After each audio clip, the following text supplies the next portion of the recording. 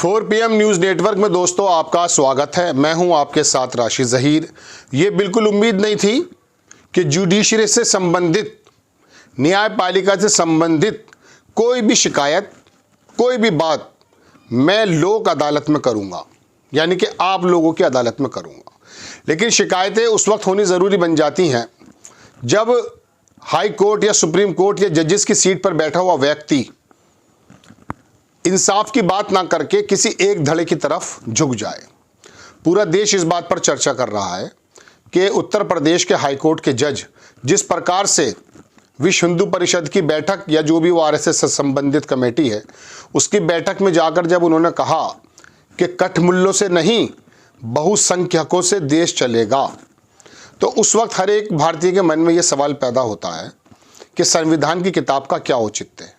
इस बात को लेकर उनको घसीटा जा रहा है अब सुप्रीम कोर्ट में। वहाँ उनके खिलाफ याचिका दायर कर दी जा रही है और कहा जा रहा है कि एक जज इस प्रकार से किसी ऐसे दल के मंच से ऐसी नफरती बात कैसे कह सकता है जिसमें वो एक वर्ग विशेष के बारे में कठमुल्ला जैसा शब्द का इस्तेमाल कर रहा हो। और जब हमें ये बताया गया है, ये तो मैं अपनी तरफ से बता रहा हूँ कि संविधान पीठ ने, जब संविधान निर्माताओं ने संविधान की रचना की थी तो उस समय तमाम देश के वर्गों को ये बताया गया था कि सब लोग बराबर हैं और ये संविधान एक आंख से देखता है। लेकिन अब आके 75 वर्ष बाद, हालांकि पता तो कई बार चल चुका है, जब ये पता चल पा रहा कि जजेस किस प्रकार की बातें कहना कि बहुसंख्यकों के मुताबिक देश चलेगा, तो फिर संविधान वाकई खतरे में है, इसमें कोई दो राय नहीं है। मैं आपको सबसे पहले खबर दिखाता हूँ दोस्तों।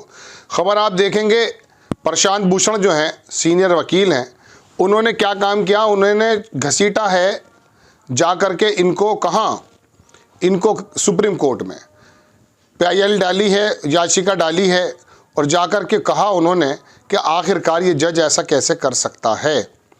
देखेंगे आपकी स्क्रीन पर खबर है दोस्तों कि इसमें एक डॉक्टर मुकेश हैं, वो भी लिखते हैं, लेकिन पहले मैं आपको दिखा देता हूँ कि डॉक्टर मुकेश क्या लिखते हैं। उन्होंने कहा दोस्तों, ये आ गई खबर कि जस्टिस शेखर यादव, उनका नाम है, मैंने कल भी खबर बनाई थी, आप देख सकते हैं, के खिलाफ जांच और उन्हें निलंबित करने के लिए सुप्रीम कोर्ट के मुख्य न्यायाधीश को पत्र लिखा गया है। PIL नहीं, पत्र लिखा गया है। न्यायपालिका की साख वैसे ही रसातल को चली गई है, अगर उसे फिर से स्थापित करना है तो सुप्रीम कोर्ट को तुरंत कार्रवाई करनी चाहिए। वास्तव में उसे अपने तमाम जजों को आचार संहिता का सख्ती से पालन करने के लिए कहना चाहिए, उन्हें चेतावनी देनी चाहिए, अगर वो इसका उल्लंघन करते हैं तो उनके खिलाफ कार्रवाई की जाएगी। जस्टिस शेखर यादव के खिलाफ कार्रवाई करके मुख्य न्यायाधीश ये चेतावनी तुरंत दे सकते हैं। प्रशांत भूषण जो सीनियर वकील हैं, उन्होंने इसको ट्वीट किया, लिखा कि कंप्लेंट सेंड टू CJI को कंप्लेंट भेज दी गई है। The campaign for judicially accountability against justice SK Yadav, इनकी अकाउंटेबिलिटी तय की जाए कि आखिरकार इस प्रकार से कैसे बयान दे सकते हैं। SK Yadav Allahabad high court जज, seeking in a house inquiry हो, सस्पेंशन हो उनका जज के तौर से, वायलेशन किया इन्होंने code of the conduct for the जजेस को लेकर के जो इन्होंने वायलेशन किया है उसको लेके, by making blatantly communal remarks in public meeting in RSS body. ये पूरी वो तस्वीर है जो इन्होंने पत्र लिखा है। 10 दिसंबर 2024 honourable chief justice of India supreme court, इन्होंने बात वही कही कि कॉन्स्टिट्यूशन इन हाउस इंक्वायरी कर सकते हैं वो। नीचे आप देखेंगे इनका 4 पेजों की एप्लीकेशन है, नीचे प्रशांत भूषण का भी है, सिग्नेचर भी हैं और रिगार्ड्स वो लिखते हैं, उन्होंने पूरी बात कही इसके अंदर। अब इसे डिटेल में तो आपको बताने से रहा, लेकिन बहरहाल जज साहब के बारे में अगर पत्र लिखा जा रहा है तो ये वाकई चिंता का विषय है।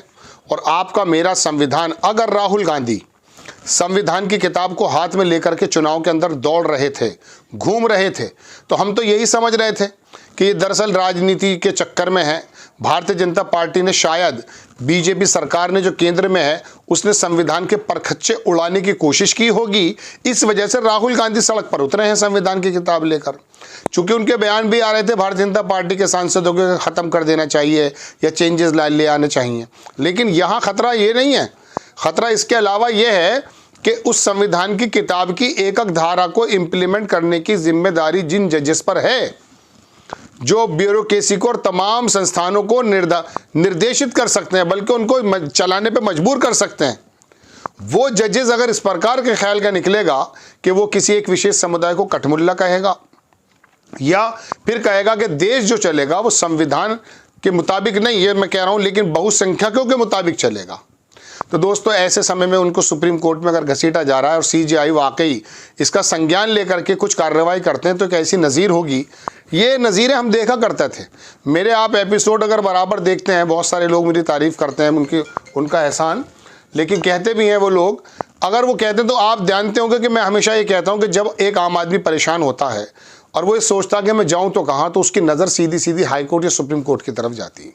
और इसमें कोई दो राय नहीं है, सुप्रीम कोर्ट और हाई कोर्ट्स ने भूतकाल में यानी कि माजी में पहले कुछ इस प्रकार के हकीकतन ऐसे जजमेंट दिए हैं जो पत्थर के मील हैं, जो मशाले राह हैं, उस राह के अंदर रोशनी पैदा करते हैं जहां से आप और हम गुजरते हैं।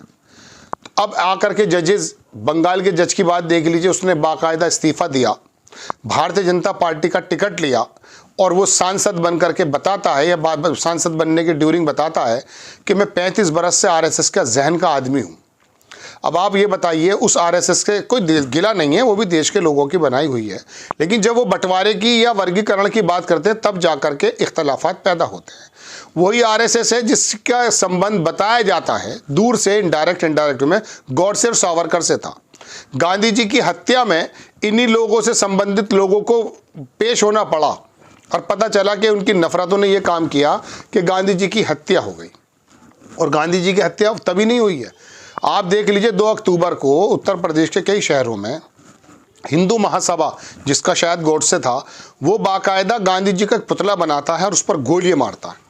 चलिए वो तो हिंदू महासभा है, लेकिन यहाँ हरिद्वार में उत्तराखंड में किसी जगह एक धर्म संसद बनी और वहाँ जाकर के भारतीय जनता पार्टी के नेताओं की मौजूदगी में एक साधु नहीं कहना चाहिए, वो तो भक्षक है, साधु के रूप में भक्षक है, वो कहता यह है कि मैं होता तो 3 की जगह 6 गोलियां मारता गांधी जी के। अब आप एक बात बताइए, गांधी का देश है, मोदी जी जब बाहर कभी जाते हैं तो गांधी जी के नाम से ही पहचाने जाते हैं। मैं आपको एक बात बताता हूँ, रशिया में एक शहर में था मैं, 5000 किलोमीटर दूर है वो शहर है, क्रास्नियास के अंदर मैंने पूछा हम भारत से, उनको मालूम नहीं भारत क्या है, उनको इंडिया बताया, उनको इंडिया भी नहीं मालूम। मैं सच कह रहा हूँ आपसे बात, इंडी कहते हैं वो।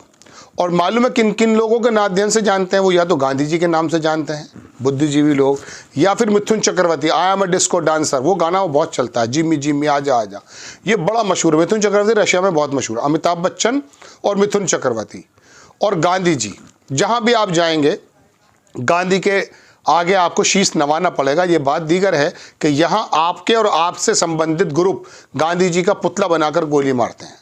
जजेस अगर इस प्रकार की हरकतें कर रहे हैं दोस्तों, तो वाकई देश में फिर कुछ बचने की उम्मीद मुझे कम नज़र आती है। आप लोगों को सजग होना चाहिए, अवेयर होना चाहिए इन खबरों के माध्यम से कि जजेस अगर इस प्रकार की वाणी बोलेंगे, ऐसे मंच शेयर करेंगे, तो सबसे पहली बात तो दिक्कत यह है कि फिर हमारे संविधान वाकई ख़तरे में है या नहीं। देखते हैं क्या होता है, सीजेआई साहब लेते हैं संज्ञान या नहीं। नेक्स्ट टाइम को खबर होती है इंशाल्लाह मैं लेकर हाजिर आपके सामने होता हूँ। जय हिंद।